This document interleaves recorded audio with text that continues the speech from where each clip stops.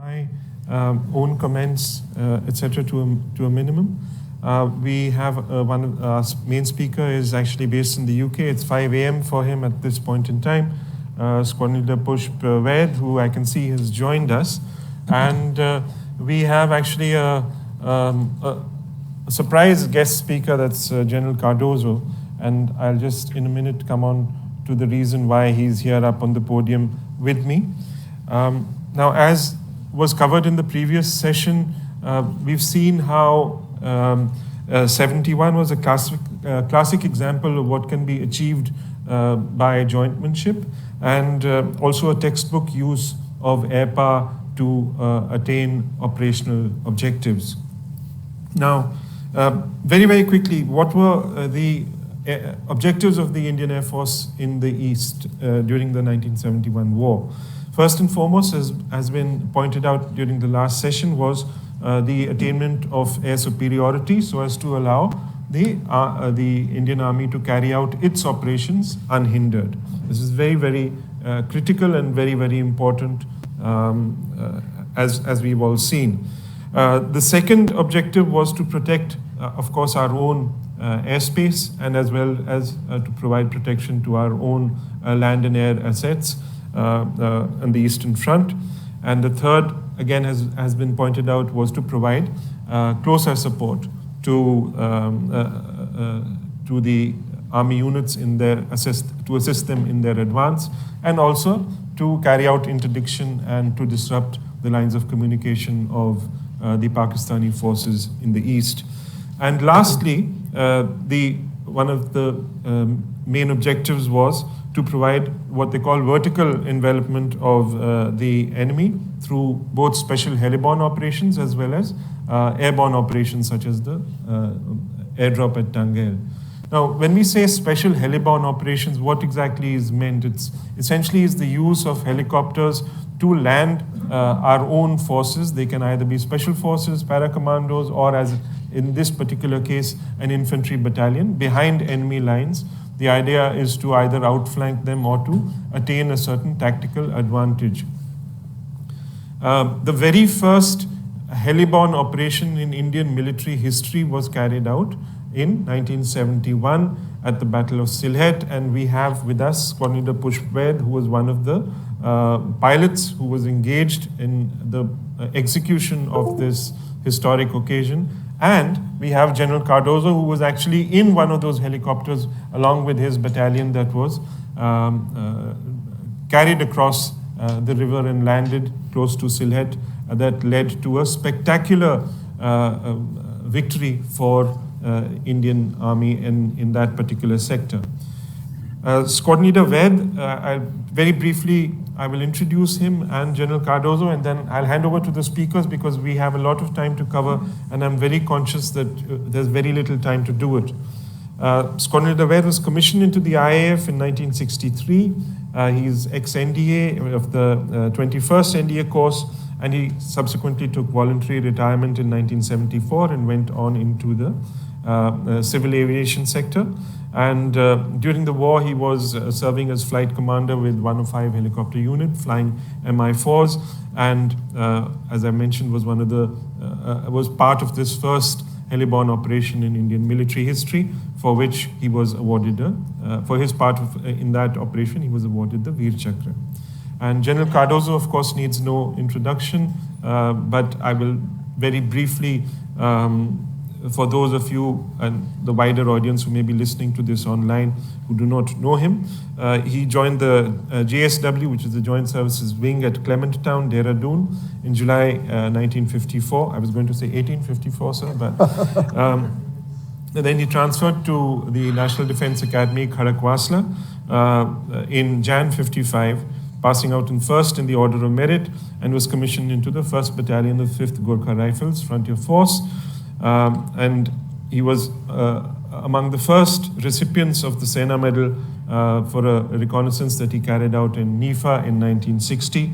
And he saw action both in 65 and in 71. And as you're aware, in the latter war, he was severely wounded, losing a leg. And more important for the purpose of today's discussion, the action in which he received this wound was the Battle of Sylhet, which we will be talking about now. So without delaying you any further, Squadron Leader Vaid sir, good morning, and thank you for joining us at that unearthly hour from the United Kingdom. And over to you, sir. Good morning to you. Thank you very much. I hope you can hear me well. I had the privilege of being the flight commander of the 110 helicopter unit when the war took place, and we were moved to Agartala area, and between the 3rd and the 6th of December, we were basically doing reconnaissance and casualty evacuation and supplying arms and ammunition to wherever the army wanted us to do. During the war, we did 4 special heliborne operations. I'll talk about them as we go along. We lifted over 6,000 soldiers, over 202 tons of miscellaneous equipment for the army, and I don't remember the exact number of soldiers we carried or the amount of load we lifted, mainly because nobody was counting and nobody was keeping record. I had a small little diary in which I was making notes, and whatever army told me and whatever the Air Force told me, my own pilots told me. But I can tell you this, that the Mi-4 helicopter is absolutely the most amazing helicopter I've flown. Very basic, but very, very reliable. And we were very, very fortunate that we had no accidents. And I'm also very, very grateful to all our engineers who kept all the helicopters flying all the time without much resources. Sadly, none of them were recognized for all their efforts. And all the pilots and the flight engineers who were with me were amazing. Nobody complained of hunger, sleep, or sickness or anything. We just kept going. We were available 24/7. We slept an odd hour here and there, and we were flying during the day and during the night. And as far as the workload was concerned, nobody bothered. We just kept going. In terms of the war effort of the air assets or the sorties of flown with the pilots, I think we outdid any other air asset we had in the Air Force at that time. I'll just go on to the next slide now, please. This is the Mi-4 we flew. The Indian Air Force had that from 1962 to the 1983. As I said, it was a very basic helicopter, and the only nav aid we had was a magnetic compass. But it was very reliable, and it never let us down. And I'll go on to the next slide, please. These are the people who are with me during the war. Of course, the senior officers you can see, but the main thing to look at is the junior officers. I was only 30 at that time, and most of the pilots were in early 20s. In fact, one of them was even a teenager at that time. When they arrived in our unit, some of them had come straight from the flying training school, so we had to train them. So we knew the war was coming. So by the November of 1971, myself, Squadron Leader Sandhu, and Jayaraman, Flight 11 Jayaraman, were able to train all of them and get them ready and make them operational, so that during the war we had no problem. Next slide, please. These are the name of the people who were flying with me. We had 3 helicopter units involved. 110 was the main unit to which I belonged. We had 9 helicopters from there and 20 pilots. The 105 helicopter unit had 3 helicopters and 8 pilots, and 111 helicopter had 2 helicopters and 4 pilots. Next slide, please. I'll take you on to the first operation we did at Sylhet. We were based in Agartala. From Agartala, we moved to Kailashar on the 7th morning and got ourselves ready. We made sure we had enough fuel for the whole operation. We got the helicopters refueled and fully loaded. All the air crew were briefed, and every aircraft had a number. I was number 1, and we had 8 helicopters for that particular operation. And we used 7 of them for the first 2 rotation and 8 for the 3rd rotation. 1 was kept for casualty evacuation. Casualty evacuation always got priority because we didn't want anybody injured lying in the battlefield. At midday, we moved to Kalora, from where we were going to pick up the soldiers of 4-5 Gurkhas and take them to Sylhet.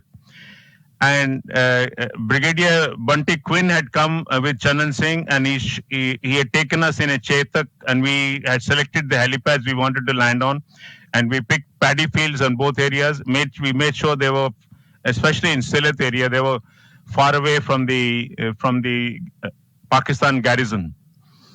And at midday, as I said, we moved to Kalora, and we were waiting for 4-5 Gurkhas to come, and they started arriving about 2:30 in the afternoon.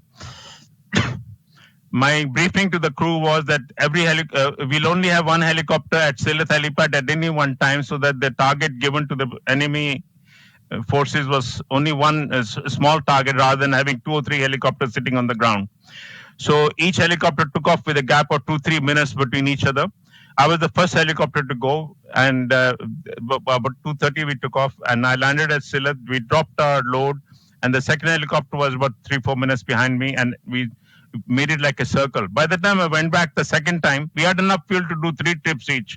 By the time I went back for the second operation, the Pakistan army had started surrounding us, and they were firing at us from all directions.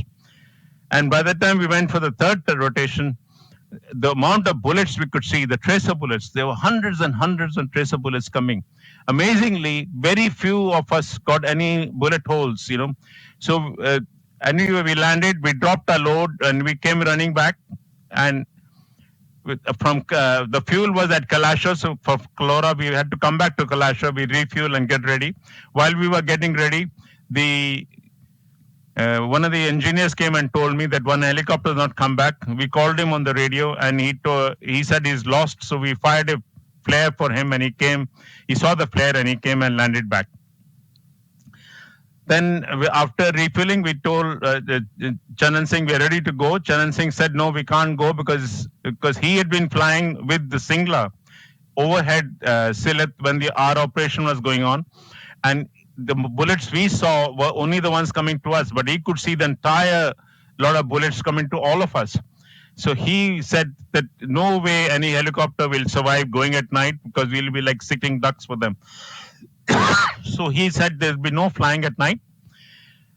And that, of course, upset Lieutenant Colonel Horelkar, who was the commanding officer of 4-5 Gurkhas.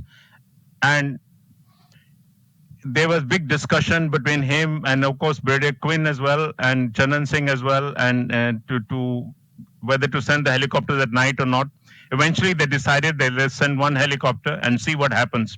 If it comes back safely, we'll send the rest of the helicopters. And he came and told me, this is what we're going to do, and get one crew and get one helicopter ready. So by the time I went to the crew room and asked the other somebody to volunteer, and everybody put their hands up. So I picked up one of the pilots, flying officer, ready, and we got ready. Midnight, we got airborne, and the army, the 4-5 Gurkhas had not even taken their HF radio with them in the first lot. So we took all the equipment with us, and luckily we had dropped our FAC, the Air Force Coordinating Officer. He had gone with the first lot, so he was over there. So once we got airborne, I knew where the helipad was at daytime. I knew what it looked like at daytime, but how I was going to find it at night was going to be amazing.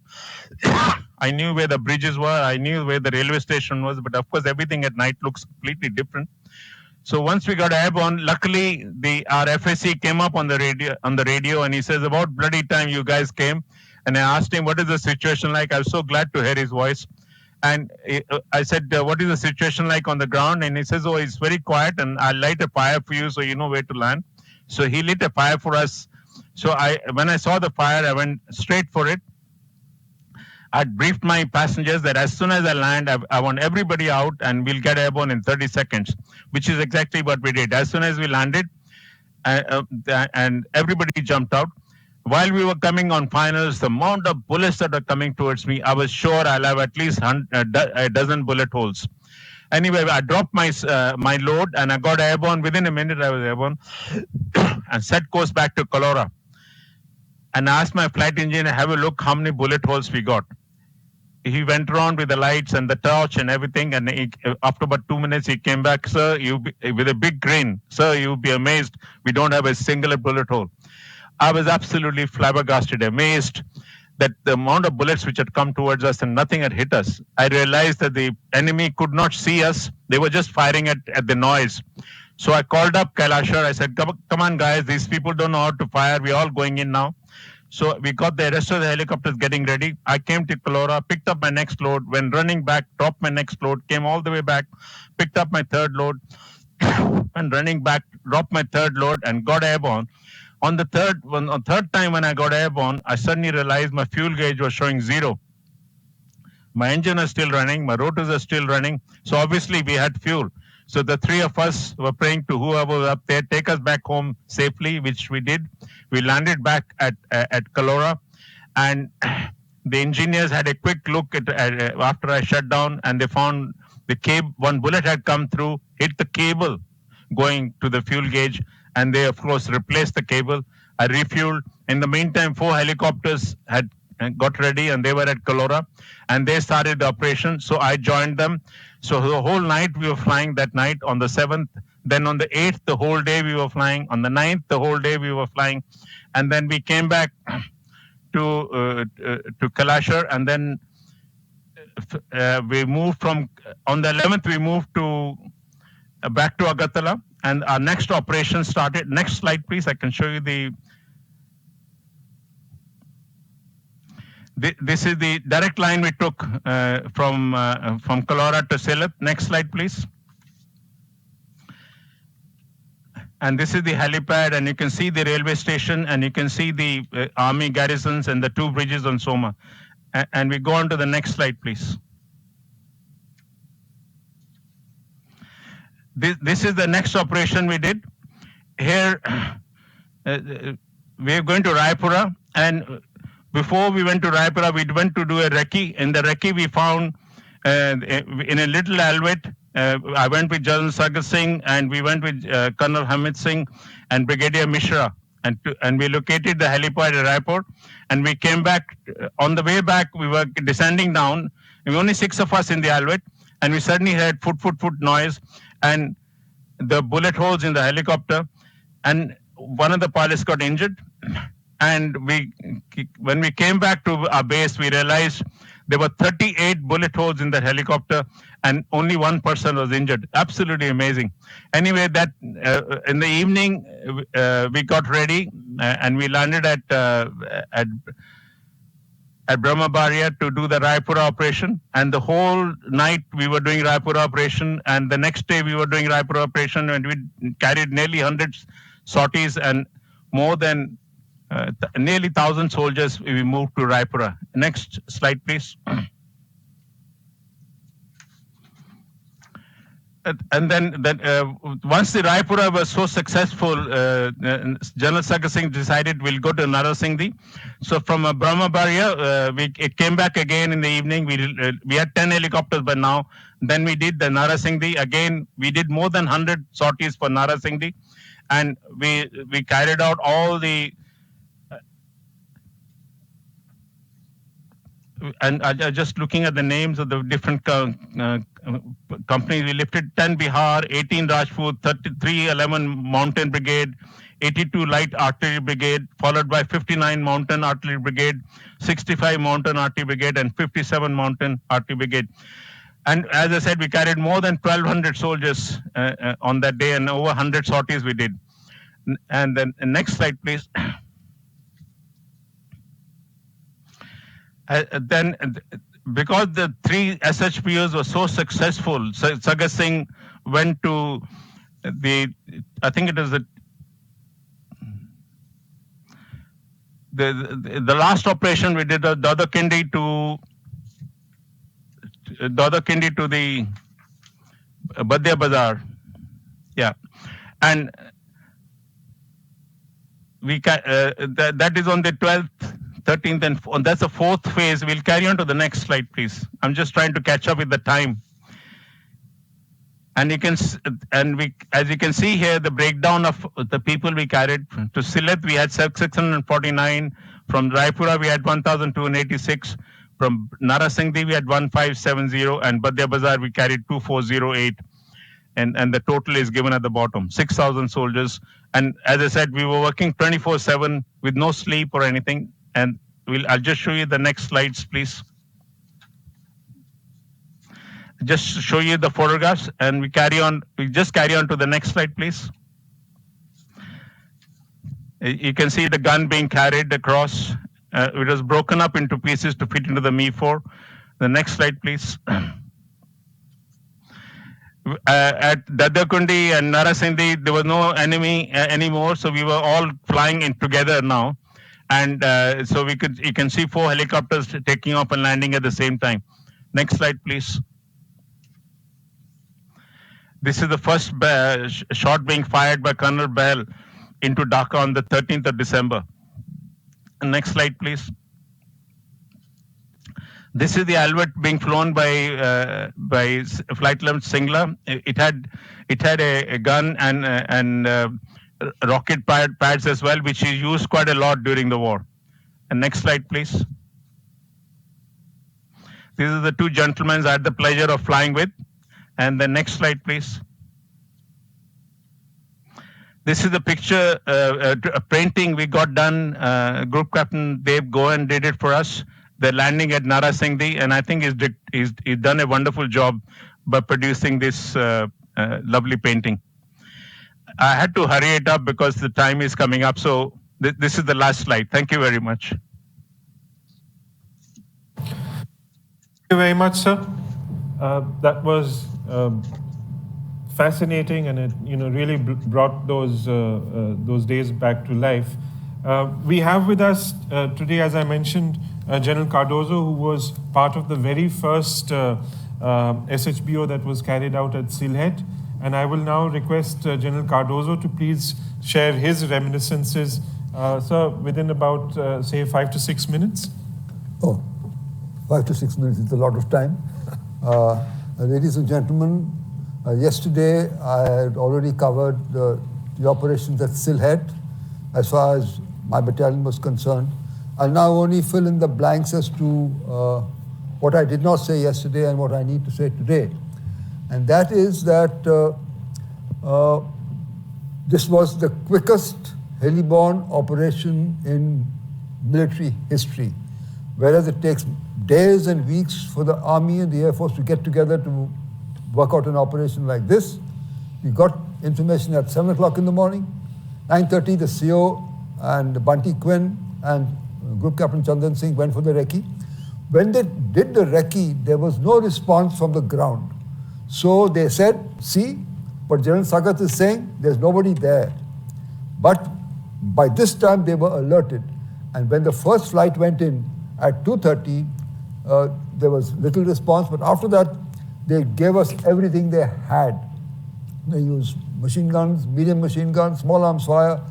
But we had only 8 helicopters at that time. 2 were not in working order. And they went in waves of 4.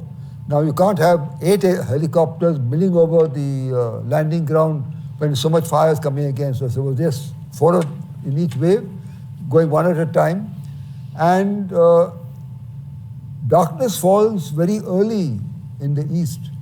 So by about 4:30, it is already dusk. By 5 o'clock, it's pitch dark.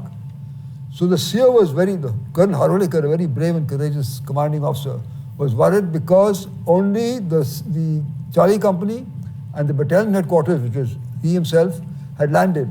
So there were just 252 people. And we had the whole of the 2 brigades and the garrison firing at us.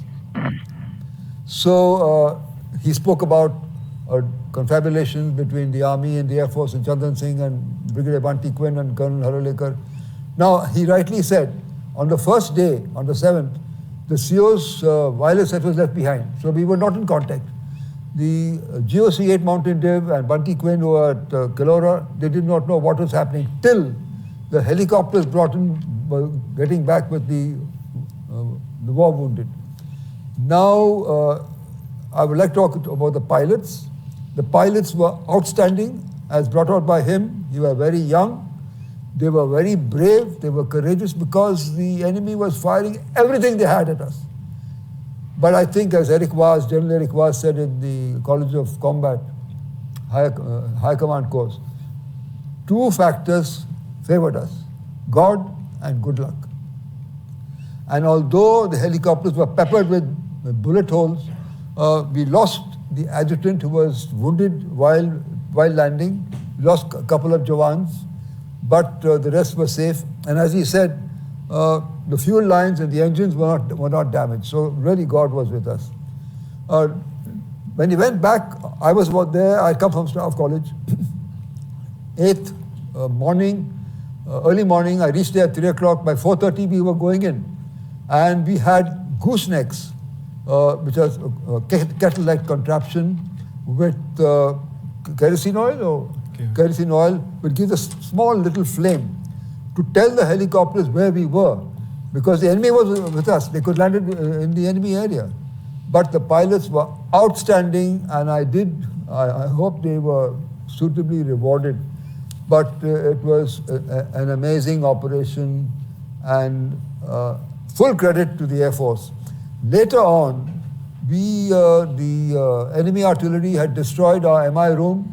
We had lots of dead, we had lots of wounded, and it was bad for morale. The dead were lying around, the wounded were lying around. There was not even water to give them because the water was polluted. And we spoke to Chandan Singh and said, please send helicopters to get the dead and wounded out. They came on the 12th night, and they evacuated the dead and wounded. They had no night flying capability. Yet they came at night. They came to the right area. They evacuated the dead and wounded. And I think there was not enough time for Group Captain Wade to talk about, but there were other aircraft involved. A Caribou came on the 12th evening and dropped supplies. It was a sitting duck because they threw everything at it. It got badly damaged, but luckily it managed to reach its destination safely. So we don't have enough time to say anything more, but full marks to the Air Force. Not enough is known about their share in this wonderful victory, but as brought out by Group Captain Wade, we did a wonderful job. And one of the main factors of victory was the capture of airspace, which allowed the army of ground troops to operate in every possible operation in the war. Thank you very much, sir. Before I close, just a couple of things that I'd like to point out. If those of you who may have noticed from the slide that was shown by Squadron Leader Ved, one of the CEOs of one of the helicopter units was then Squadron Leader Nanda Cariappa, who was Field Marshal Cariappa's son. Kilo Flight, which he mentioned, which was at that time being trained by Squadron Leader Singla, became the de facto Bangladesh Air Force, because the pilots that were ultimately operating it were Bengali officers from who ex-PAF. And it now just remains for me to request you to please put your hands together for Squadron Leader Ved. Before they do that, can I say something? Yes, sir, please. Nanda Cariappa was my course mate. Oh, okay. Okay. So, and he, of course, he was shot down in 65 at I think the last day of the war, flying Hunters. And then after that, he came into helicopters. And I'd like to say here, when he was shot down over Pakistan, the Ayub Khan, who was adjutant to General Cariappa, pre-partition, rang up General Cariappa and said, your son is with us. I would like to return him now. General Cariappa said, sorry, all your prisoners are my sons. Treat him like anybody else. That is the value system which we were taught and we still live by.